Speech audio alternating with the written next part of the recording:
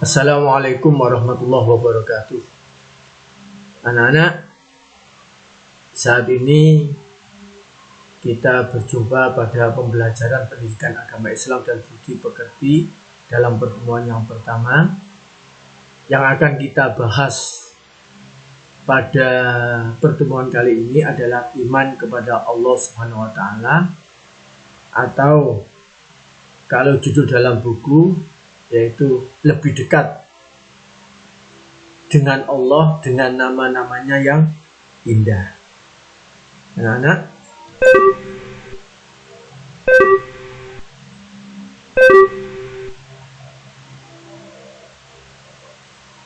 oke, sebelum kita lanjutkan,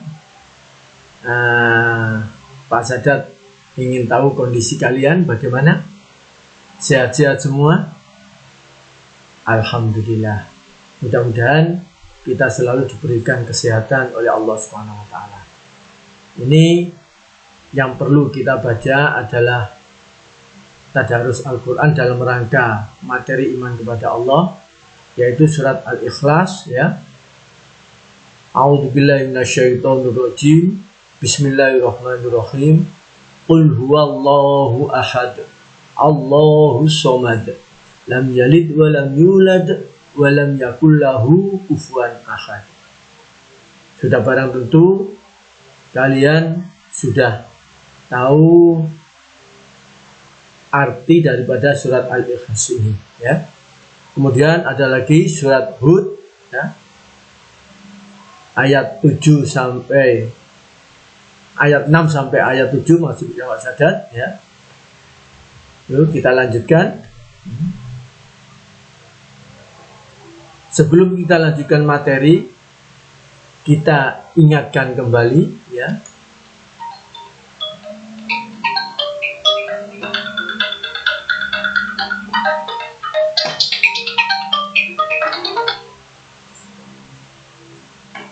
Oke, sebentar ya, kita lanjutkan.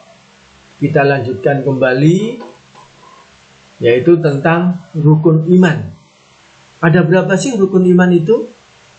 Ya, rukun iman terbagi dalam 6, yaitu yang pertama adalah iman kepada Allah, kemudian beriman kepada malaikat, selanjutnya yang ketiga beriman kepada kitab-kitab Allah, kemudian beriman kepada Rasul Allah, selanjutnya beriman kepada hari akhir, dan yang terakhir adalah beriman kepada qada dan qadar Allah yang baik maupun yang buruk. Terus sekarang pengertiannya iman itu apa sih? Ya. Iman menurut bahasa adalah percaya atau membenarkan. Sedangkan menurut tauhid, iman berarti kepercayaan yang diyakini kebenarannya dalam hati, diikrarkan dengan lisan, dan direalisasikan dalam perbuatan. Ya. Kalau diartikan, yaitu meyakini wujud atau keberadaan Allah yang maha suci, dan sesungguhnya Dia adalah pencipta langit dan bumi, maha mengetahui yang gaib dan yang tampak, Rob segala sesuatu, ya. Dari Tuhan segala sesuatu. Pengertian iman yang lain, ya, di sini ada pendapat, yaitu dari sahabat Nabi, yaitu Ali bin Abi Thalib. Iman itu ucapan dengan lidah dan kepercayaan yang benar dengan hati dan perbuatan dengan anggota, ya. Maksudnya anggota badan. Iman merupakan hakikat yang aktif dan dinamis, yang apabila sudah mantap di dalam hati, maka ia akan berusaha merealisasikan diri di luar dalam bentuk amal soleh. Inilah iman yang islami, yang tidak mungkin stagnan atau berhenti tanpa bergerak. Iman adalah hubungan wujud insan yang fana, kecil dan terbatas dengan asal yang mutlak dan azali, yaitu Allah Subhanahu wa Ta'ala. Pembuktian eksistensi Allah, ya, yaitu bisa dibuktikan dengan dalil akli, yaitu dengan akal, dan dalil nakli, yaitu dalil dari Al-Quran maupun Al-Hadis. Ya. Dalil akli yaitu suatu pembuktian oleh akal untuk mencapai sebuah pembenaran yang bersifat pasti akan eksistensi dan kekuasaan Allah. Contohnya apa? Contohnya adalah keteraturan alam semesta ini. Kita lihat ya, matahari terbit dari timur, tenggelam di barat, kemudian pagi harinya muncul lagi matahari, malamnya muncul lagi rembulan. Nah, itu termasuk keteraturan alam. Termasuk yang ada dalam diri kita. Ya, secara bersamaan bekerjanya otak, bekerjanya jantung, bekerjanya hati, peredaran darah dalam satu waktu. Nah, itu membuktikan keteraturan alam semesta ini. Nah, itu merupakan dalil adanya Allah. Siapa yang mengatur? Sudah barang tentu hal itu ada yang mengatur. Yaitu apa? Siapa itu? Yaitu Allah Subhanahu wa ta'ala. Itulah yang dimaksud dengan dalil akli, anak-anak. Kemudian kalau dalil nakli, banyak ayat-ayat Allah atau firman Allah yang ada di dalam Al-Quran. Kemudian bukti lagi keberadaan Allah atau bukti wujudnya Allah, yaitu seringnya nama-nama Allah muncul di alam semesta. Nah, ini ada nama Allah, tulisan Allah. Kalau kita lihat, kita perhatikan fokus pada 3 titik itu selama 10 detik, kemudian kita alihkan pandangan kita lihat tembok, maka akan tergambar dalam bulatan asma Allah. Coba kalian nanti praktekkan ya, dengan melihat 3 titik yang di tengah itu. Selama 10 menit, 10 detik maksud saya, kemudian alihkan pandangannya ke tembok. Itu akan tergambar tulisan Allah. Ya. Oke. Kemudian, ada tangan yang mempunyai di jarinya ada nama Allah. Dan ini nyata. Kemudian, ada cabang-cabang pohon yang tertulis nama Allah. Ada lagi nama Allah yang di batu. Ya. Kemudian di ranting-ranting pohon. Kemudian nama Allah terlukis di dalam bentukan awan. Ya. Kemudian tertulis di ikan. Nah, ini banyak lagi ini ya.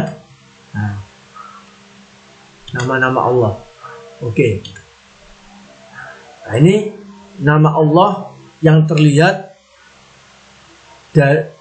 di bumi dan dilihat dari ruang angkasa. Nah, ini di cabang-cabang pohon.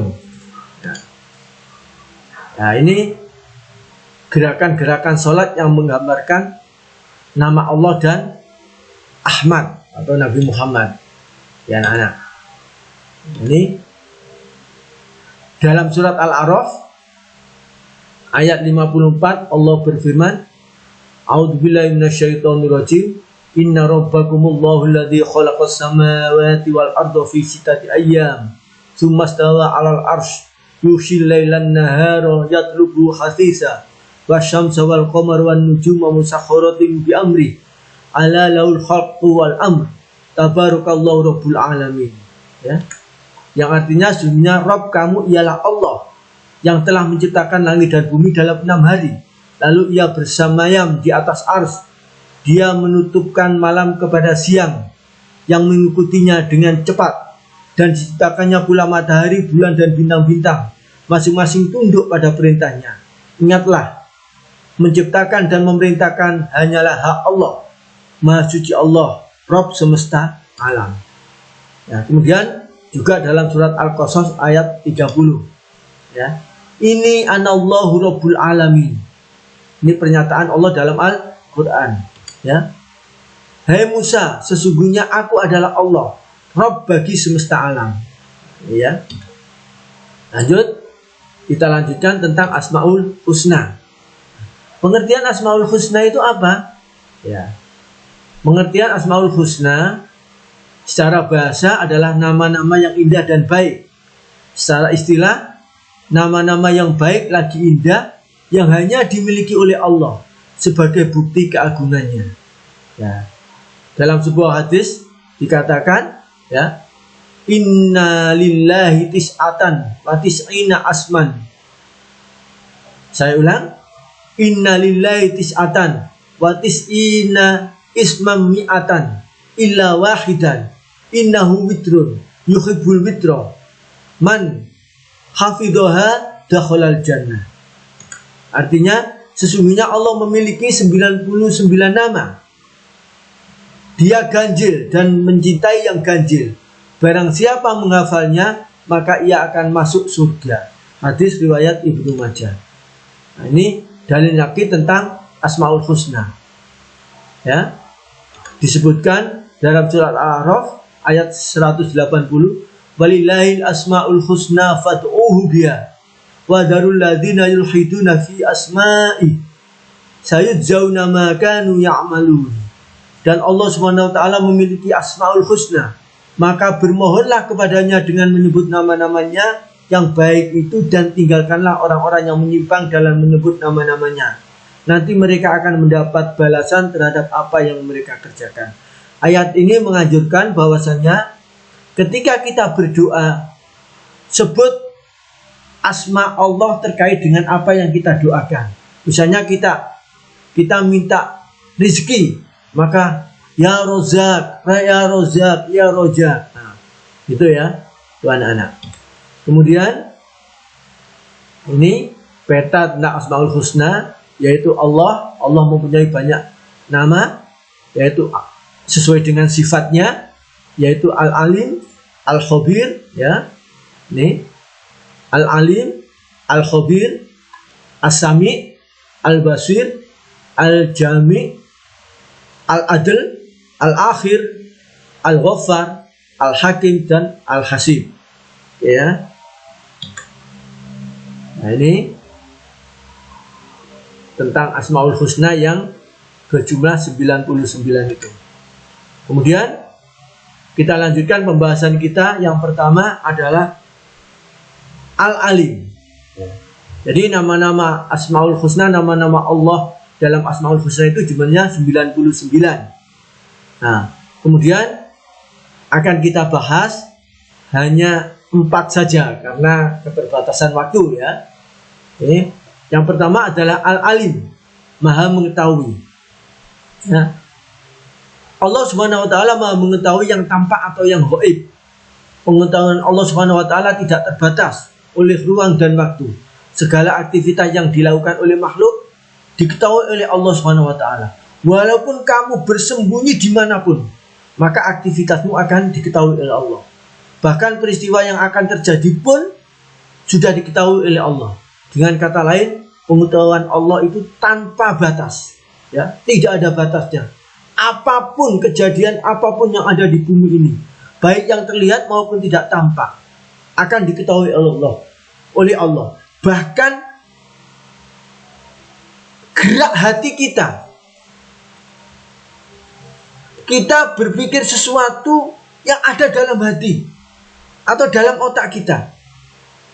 Misalnya mengatakan sesuatu dalam hati terhadap seseorang, nah, maka Allah juga akan mengetahui.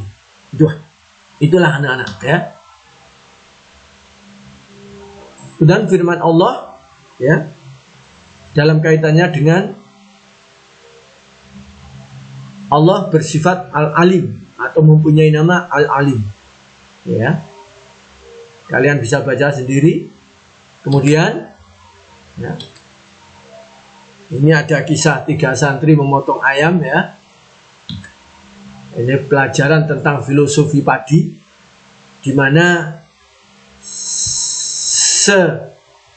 kalau padi itu semakin berisi, maka ia semakin menunduk.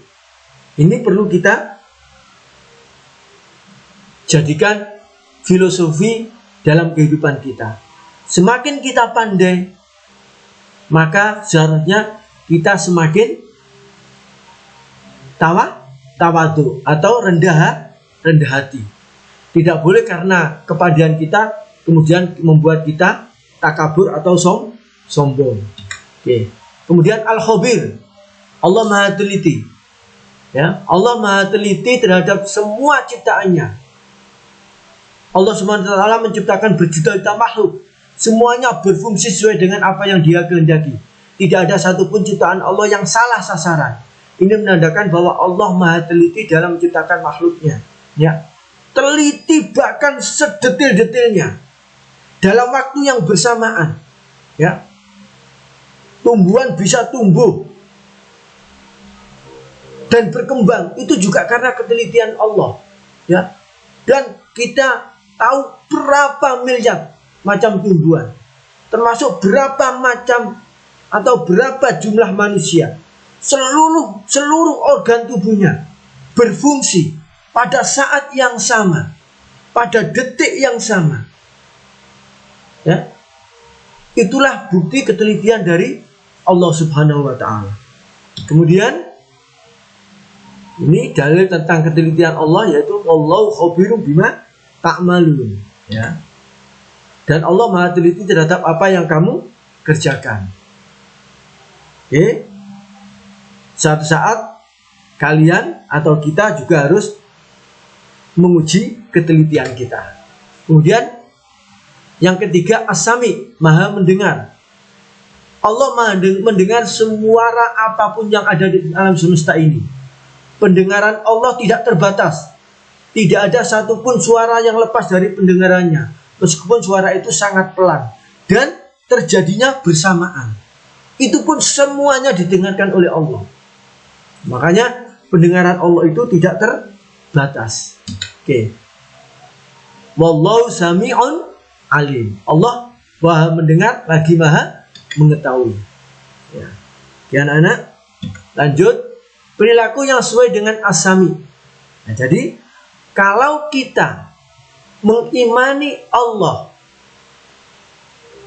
dengan nama atau sifatnya as-sami, maka yang pertama kita harus mau mendengarkan orang lain yang sedang berbicara dengan kita, ya, dengan sikap dan bahasa yang santun, ya, mendengarkan dengan sikap dan bahasa yang santun, karena Allah juga Maha mendengar. Maka kita meneladani Allah dengan sifat itu. Harus mau mendengarkan perkataan orang lain atau masukan nasihat dari orang lain. Kemudian menjadi orang yang peka terhadap informasi. Nah, berlatih untuk dapat memilah informasi yang baik dan yang buruk, yang hak dan yang batil.